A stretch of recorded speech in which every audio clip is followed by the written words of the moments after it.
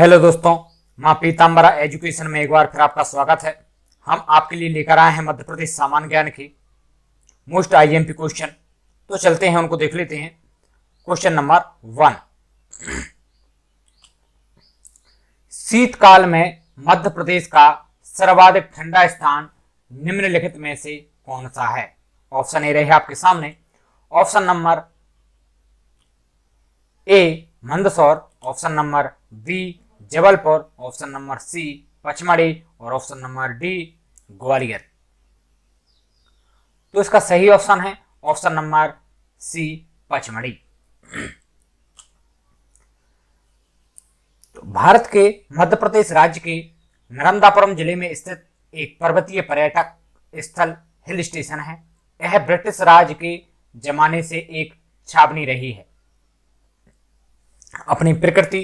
अपनी प्राकृतिक सुंदरता के कारण 1067 मीटर की ऊंचाई पर स्थित यह शहर अक्सर सतपुड़ा की रानी कहलाता है। यह पचमढ़ी बायोस्फीयर रिजर्व में आता है और मध्य प्रदेश का उच्चतम बिंदु 1352 मीटर ऊंचा धूपगढ़ यही स्थित है। तो दोस्तों, यह पॉइंट्स आपको याद रखने हैं। इसकी ऊंचाई कितनी है, यह मध्य प्रदेश की सबसे ऊंची चोटी भी है। इन पॉइंट को आपको याद रखना है। तो ठीक है, चलते हैं नेक्स्ट क्वेश्चन की तरफ। क्वेश्चन नंबर 2 ये रहा आपकी स्क्रीन पर। खरमोर पक्षी के लिए विख्यात मध्य प्रदेश का प्रमुख राष्ट्रीय उद्यान है। ऑप्शन ए रहे आपके सामने। ऑप्शन नंबर ए माधव राष्ट्रीय उद्यान, ऑप्शन नंबर बी कान्हा राष्ट्रीय उद्यान, ऑप्शन नंबर सी सैलाना राष्ट्रीय उद्यान और ऑप्शन नंबर डी है बांधवगढ़ राष्ट्रीय उद्यान। तो इसका सही आंसर है ऑप्शन नंबर सी सैलाना। तो इसके बारे में कुछ डिटेल से देख लेते हैं। सैलाना के बारे में सैलाना जो है भारत के मध्य प्रदेश राज्य के रतलाम जिले में स्थित एक नगर है। यह इसी नाम की तहसील का मुख्यालय भी है। सैलाना रतलाम से 25 किलोमीटर दूर है। यह राजस्थान के बांसवाड़ा जिले से सटा हुआ है। सैलाना पहले सैलाना राज्य की राजधानी हुआ करता था। यहाँ के राजा जयसिंह पहले रावटी पर राज करते थे। राजा जयसिंह के बाद में सैलाना को बसाया व 22 युद्ध लड़कर सैलाना को एक स्वतंत्र राज्य बनाया। ठीक है दोस्तों, चलते हैं नेक्स्ट क्वेश्चन की तरफ। क्वेश्चन नंबर 3 ये रहा आपकी स्क्रीन पर। मध्य प्रदेश के प्रति 1000 वर्ग किलोमीटर क्षेत्र में औसतन कितना रेल मार्ग है? ऑप्शन ए रहे आपके सामने। Option number A 22%, option number B 12.9%, option number C है 20% और ऑप्शन नंबर डी 11%। तो इसका सही ऑप्शन है ऑप्शन नंबर बी 12.9%। इसके बारे में डिटेल से देख लेते हैं।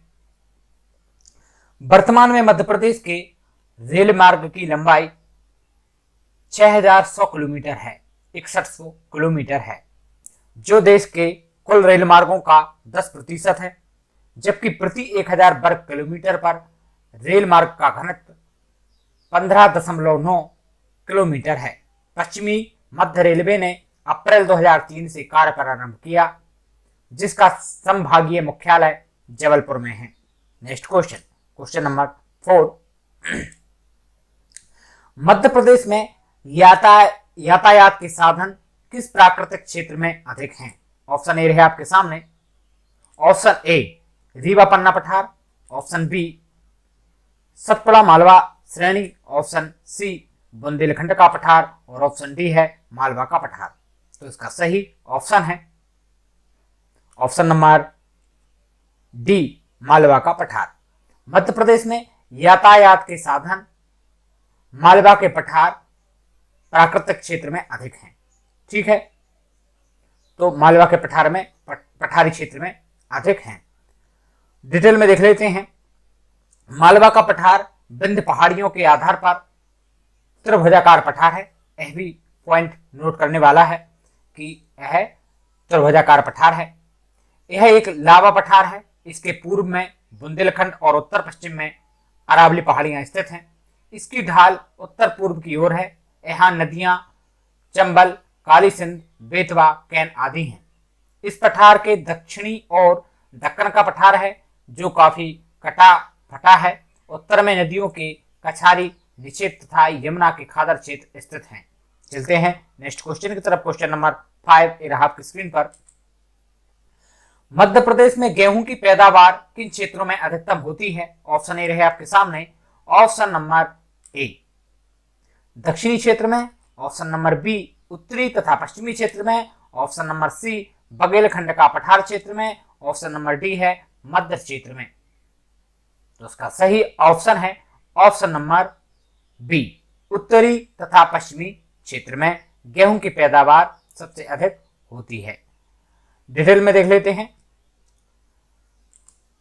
मध्य प्रदेश में सरबती गेहूं की खेती सीहोर जिले के अलावा विदिशा, होशंगाबाद जिसका नाम बदल गया है अब नर्मदापुरम है, तो विदिशा, नर्मदापुरम, नरसिंहपुर, हरदा, अशोकनगर, भोपाल और मालवा क्षेत्र के जिलों में है होती है। ठीक है, चलते हैं नेक्स्ट क्वेश्चन की तरफ। Question number 6। खनिज की दृष्टि से कौन सा प्राकृतिक क्षेत्र सर्वाधिक धनी है? ऑप्शन ए रहे आपके सामने। ऑप्शन नंबर ए सतपुड़ा मैकाल श्रेणी, option number B Narmada Son घाटी, ऑप्शन नंबर सी रीवा पन्ना का पठार और ऑप्शन नंबर डी इनमें से कोई नहीं। तो इसका सही आंसर है ऑप्शन नंबर ए सतपुड़ा मैकाल श्रेणी। ठीक है दोस्तों, जैसा कि आप चित्र में भी दिख रहे हैं सतपुड़ा मैकाल श्रेणी यहाँ जो है खनिज की दृष्टि से प्राकृतिक क्षेत्र यहाँ का प्राकृतिक क्षेत्र है, खनिज की दृष्टि से धनी है। चलते हैं नेक्स्ट क्वेश्चन की तरफ। क्वेश्चन नंबर 7 ये रहा आपकी स्क्रीन पर। चलिए इसके बारे में डिटेल से देख लेते हैं। सतपुड़ा श्रेणी नर्मदा घाटी के दक्षिण में पूर्व से पश्चिम तक फैली है। पूर्व में इसकी सीमा मैकाल पर्वत बनाता है। मध्य प्रदेश में इसका विस्तार 27 अंश से 23 अंश उत्तर अक्षांशों तथा 74 डिग्री 81 डिग्री पूर्वी दिशांतरों के मध्य में है। यह श्रेणी नर्मदा और गोदावरी नदियों के बीच का जल विभाजन है। चलते हैं नेक्स्ट क्वेश्चन की तरफ। Question number 7। प्राचीन काल में मध्य प्रदेश, आंध्र प्रदेश तथा पूर्वी महाराष्ट्र का भाग किस नाम से जाना जाता था? ऑप्शन ए रहे आपके सामने। ऑप्शन नंबर ए सौराष्ट्र प्रदेश, ऑप्शन नंबर बी दंडकारण्य क्षेत्र, ऑप्शन नंबर सी मध्य देश, ऑप्शन नंबर डी उपयुक्त में से कोई नहीं। मोस्ट आईएमपी क्वेश्चन है दोस्तों, कई बार एमपी की प्रतियोगी परीक्षाओं में पूछा गया क्वेश्चन है। तो इसका सही ऑप्शन देख लेते हैं। इसका सही ऑप्शन है ऑप्शन नंबर वी दंडकारण्य क्षेत्र। चलिए इसके बारे में डिटेल से देख लेते हैं। दंडकारण्य दंडक प्लस अरण्य दंडक वन प्राचीन भारत का एक क्षेत्र था। दंडकारण्य का सामान्य अर्थ दंड देने वाला जंगल होना चाहिए। लोक चर्चाओं में कहा जाता है कि ये जंगल कई भयानक जंतुओं और देश निकाला दिए गए लोगों का घर थे। खूबसूरती, संसाधनों और आदिवासी संस्कृति से सरोवर होने के बावजूद ये जंगल माओवाद प्रभावित क्षेत्र के नाम से जाना जाते हैं। चलते हैं नेक्स्ट क्वेश्चन की तरफ। क्वेश्चन नंबर 8 ये रहा आपकी स्क्रीन पर। वह कौन सा क्षेत्र है जहां गौड़ आदिवासी रहते हैं? ऑप्शन ए रहे आपके सामने। ऑप्शन ए मालवा का पठार, ऑप्शन बी विंध्य सतपुड़ा पर्वत श्रेणियां, ऑप्शन सी मध्य भारत का पठार, ऑप्शन डी बुंदेलखंड का पठार। तो इसका सही आंसर है option number B Vindhya Satpura पर्वत श्रेणियां जहां गौड़ आदिवासी रहते हैं। चलिए डिटेल से देख लेते हैं।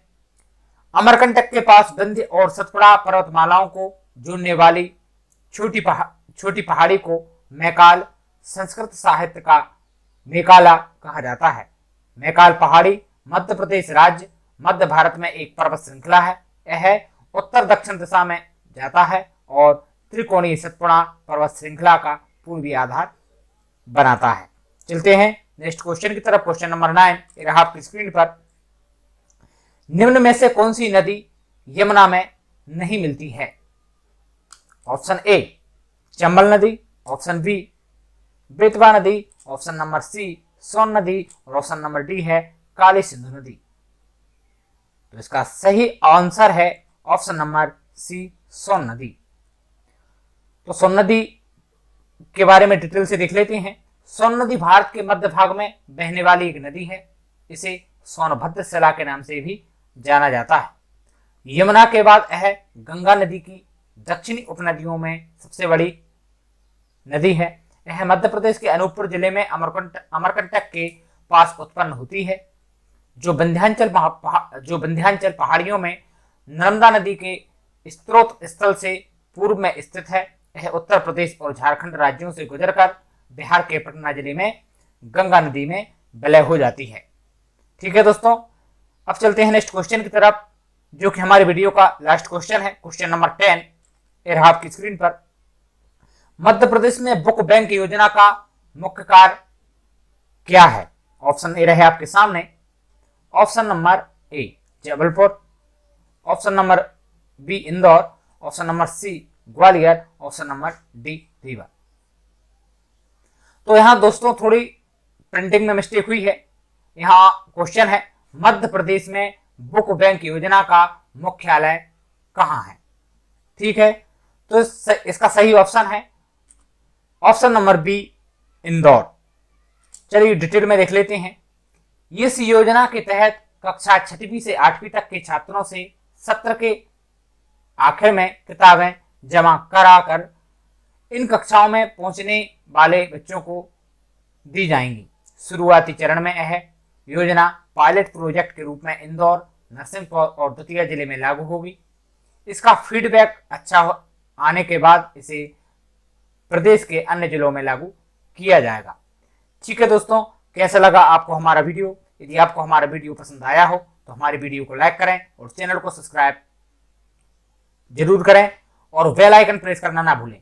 यदि आप हमारी बेल आइकन प्रेस करते हैं तो आपको जो हम नई वीडियो अपलोड करेंगे तो आपको तुरंत ही उस वीडियो का नोटिफिकेशन मिल जाएगा, जो कि आपके लिए काफी हेल्पफुल रहने वाला है। तो ठीक है दोस्तों, मिलते हैं नेक्स्ट वीडियो में। जब तक के लिए धन्यवाद। आपका दिन शुभ हो, मंगलमय हो।